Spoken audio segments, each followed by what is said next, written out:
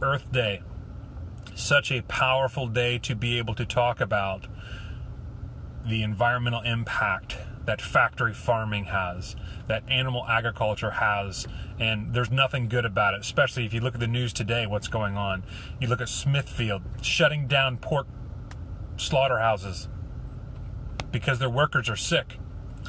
We need to stop eating animals. It's that simple.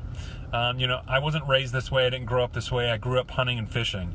And I'm telling you right now, if I can change, if I'm able to take the information and make better choices for myself and for my family, anybody can.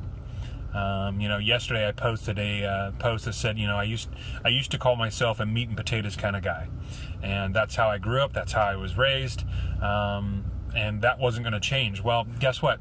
Those things don't have to change. So now I'm a beyond meat and potatoes kind of guy.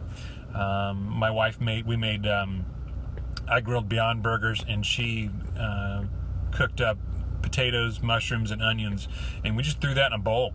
I put some barbecue sauce on it. Then for lunch the next day I had leftovers and put Frank's Red Hot on it. You don't have to give up being who you are just by going vegan. You just stop being cruel to animals. It's very simple.